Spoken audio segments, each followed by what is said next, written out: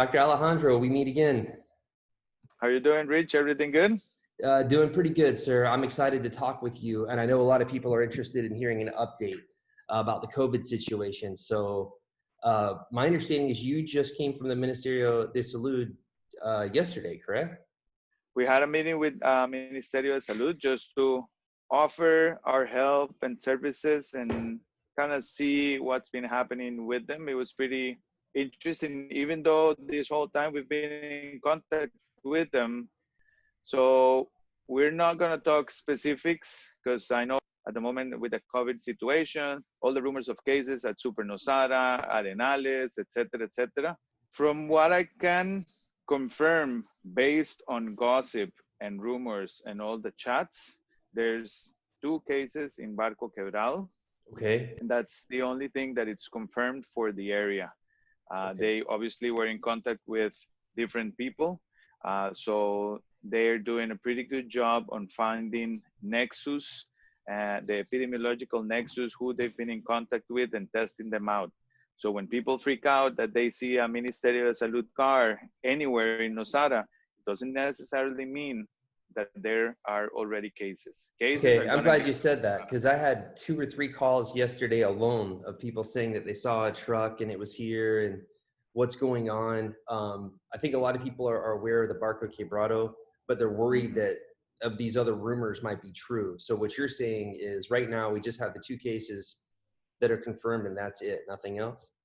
Okay, and I want to clarify, this wasn't confirmed by Ministerio de Salud officially, but from all the chats and everything else and some other information, apparently they're the only 2 positive cases.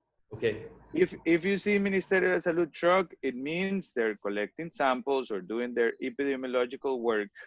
It doesn't mean that this house has a case already. And hopefully this stimulates people because the main thing here is to maintain the measures that we've kept. Okay, Nosara, up to a certain point has been really good. But if you go to the supermarket, wash your hands. If you have and know how to properly use a face mask, use it. Avoid taking your children out of the house. Travel in social bubbles. With social bubbles, we refer to the people that you live and sleep with, not your neighbors or not the other Nosara friends that haven't also left Nosara, because you don't know who they've been in contact with. The main problem that it's been happening in the country is we've entered the second wave of the pandemic contagion starting June 1st, and there's been a big spike in cases. This goes along with the government relaxing some of the measures on the first wave and second wave. The good thing is that it hasn't collapsed. The system's still operating? It's operating pretty good. Intensive care units are not collapsing. There's actually less cases because the cases have been managed better at home because they haven't turned critical. So that's good. That's good for the country. That's good because economic activity is reactivating. But also, even though there's a spike, it's not called a medical system. Areas like San Carlos that have experienced a huge spike in cases, and they found that the big companies, the packing companies and the fruit companies are the ones where it was all the contagious going around have been identified, and those communities have been closed down, and they're on orange alert. That means basically the same measures we had in Semana Santa, but in certain communities. And the good thing is it hasn't turned into a phase 4, which is community infection, which is what we need to try to avoid. It turns into a phase 4 where they cannot connect the nexus and the epidemiological nexus. I think they're doing a pretty good job. They're overwhelmed. There's a lot of people that are breaking their stay in home, and Ministerio de Salud restrictions and notifications. Because just being there for a little while, meeting up with them, you saw people coming in and just saying, one of the cases in this area, they saw him at the supermarket. We need, a police officer to send them out and do the notification, et cetera, et cetera. So they're overwhelmed. So hopefully, and people take this into account and are aware that they need to continue to keep up the measures. That's the most important thing. Washing your hands, alcohol, staying home as much as possible, traveling in social bubbles. This has raised a lot of awareness on washing our hands, and it needs to, we need to keep it up. Is it safe to go out to eat, you think, right now? If people follow the measures? Keep the measures. Make sure it's your social bubble in a table. Make sure they have all the protocols in place. The places that are most at risk, and that's why they're the ones that are going to be delayed on opening, are bars, discotheques, churches, massive events, soccer games with public, because they know, and from the experience from China and Europe and all these other countries that already have gone through a lot of these phases, that those are going to be the places where you're going to get mass contagions and mass contacts. So that's why that's going to be delayed the most.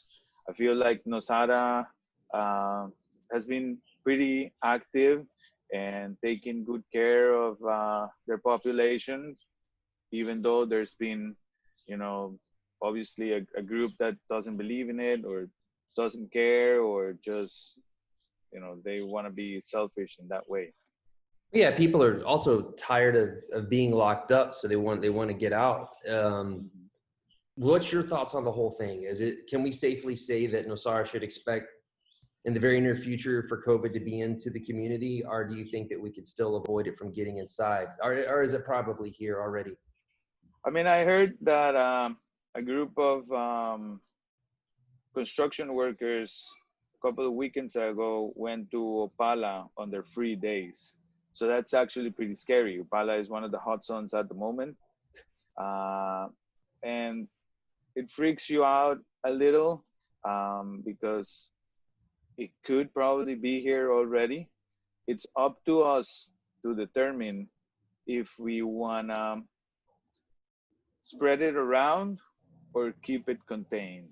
And keeping it contained means if you get it, that you're actually going to get support, and that you're going to be good staying in home, quarantine, that the community is going to be with you. If it's you, if it's a construction worker, if it's whoever, that hopefully they have the community has a proper system to help them. Because I believe the health ministry has been doing a pretty good job on that aspect, following all the nexus.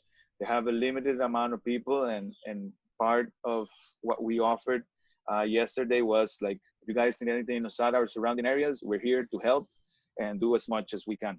You need to be aware of what's happening in your neighborhood, with your neighbor. Just if you have a big group of people that get together in different houses or constructions, make sure that if you can, verify the type of hygiene measures they have. If not, that can be notified. And notification, even though it sounds like 1984 Big Brother stuff, it's still kind of like the only way to make this kind of you doing your part in the process. So your point is it's pretty much up to us how we want to go about this. Exactly.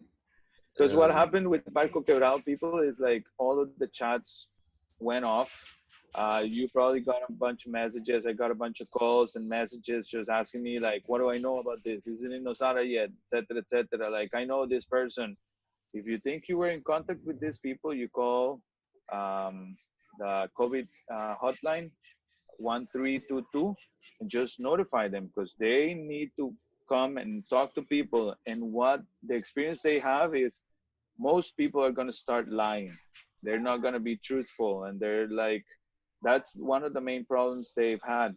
Um, People don't tell the truth about who they've been in contact with because they're scared, because they don't have residency, because they were in a party with some other friends. But when you do that, you're preventing the nexus from being really discovered and tested. And people talk about like, why don't they do mass testing? Well, it's not that possible. But if you find a nexus, then you test all of that nexus, epidemiological nexus, and all the people around it, and that is what's going to be effective.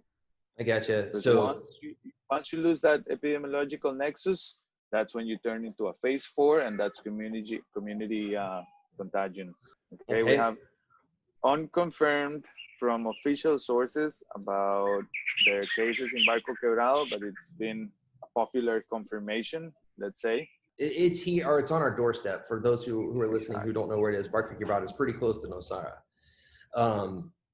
It's such a strange feeling that it's now like right here. You've been hearing about it all around the world this whole time, and now it's like right here on the doorstep. So that's kind of disheartening and scary to a lot of people. But what you're saying is, if we keep our act together, we can come out of this thing still just fine. But people need to really take this seriously and prepare and be empathic about the whole situation. We've had 3 months just hearing the same things over and over again, and there's a reason why that has been said, which is the only effective way to prevent the spread of the disease is washing your hands, keeping your distance, staying home, alcohol, cleaning surfaces, cough and sneeze protocol.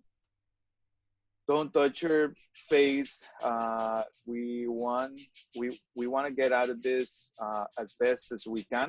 There's a medical reason first and foremost, and then there's an economic reason for it. If we turn into a phase 4 community transmission, if the country's medical services collapse, there's not going to be any openings. Borders are going to remain closed. Tourism is still going to be non-existent, and further economic doom. Besides the health problem, which is the first and foremost. So if we keep it up, if we follow the protocols, now I've seen a lot of the groups talking about the beaches reopening and people staying on the beach and taking their dogs, and police saying this, and then the Minae doing the other thing. And then there's a group of surfers that and community people that are just going to go and letting people know. That's the type of initiative you want to see. The police are just following orders to prevent the spread of the disease. Are they doing a great job? Are they doing a bad job? It's part of what the law is at the moment. I want to see more initiatives, like a group of surfers are going to kindly go tell people like, oh, you cannot be like just hanging out here with your family. You need to be doing a sport. You need to be doing exercise. Your dog shouldn't be here. Please, don't bring it out to the beach. Okay, that makes sense. So right now there's a call out for volunteers to kind of help oversee the situation. So you support that effort. You think it's a good idea? I think it's a good effort if it's done in the proper way, if you maintain your distance and just let people know, because people are just seeing an open beach. Locals and outsiders, some people just see it as an open beach, and it's an open beach for exercise. That's what it is for. Not congregations, not hanging out, not drinking in the afternoon at the party, etc., etc. Understood. So Well, hey, is there anything else we need to cover while we're together? Any other messages you want to get out there? Vaccine is still on the works. Uh, Proper medication for this has not been really determined. The country and the authorities feel pretty good about how this has been managed and going. Medical systems are not collapsed yet, but we definitely need to try to bring the number of cases down as much as we can. And remember, please be empathic, be conscious, be helpful instead of pointing fingers and just judging people, because you could be the next person that has this and you want to be treated fairly. That's a really good point. I'm glad you said that. In a small town, rumors fly around really quick. So I've already heard Esperanza, Nosara Town, Santa Marta, Santa Teresita, uh, Guiones. I've heard Yeah, all and kinds of rumors flying around. different construction sites, Super Nosara, Rinde Mas, etc. So just take it easy. If that makes you anxious, then stay home and wash your hands, bring your alcohol, and stay within your people and your social bubble. And that's going to be the best way of uh, passing through this, instead of just sending a bunch of alarming messages to all your contacts in WhatsApp and posting stuff on Facebook. And that's not going to be helpful at all. When you heard word that the cases were here now, or at least really close by, did your heart drop, or were you sad, or were you expecting it the whole time? Like, where are you at on the emotion? I think personally, I think our our office has been prepared for this, and I feel that hopefully the community ups its game or maintains its good hygiene and measures. And it's just something that I know it's coming. Hopefully it's really on the surface and not a big spread and a big community spread. But I'm good. I think I'm prepared for this, and we're prepared for this as well. I know a lot of people will appreciate you hearing that. So people ask a lot, with the beaches being open, do they feel that the beaches are to blame for any of this? Those questions come in. And I know you explained earlier a little bit more in depth, but can you just give us a quick answer as to why you don't think the beaches being open, or why all of a sudden COVID's kind of in the area? I don't think COVID is in the area because of the beaches, because at the beach, people are maintaining their distance. Surfing is not a contact sport. You don't see a lot of people playing soccer or volleyball, and obviously that's prohibited. The problem with the beaches is what it attracts.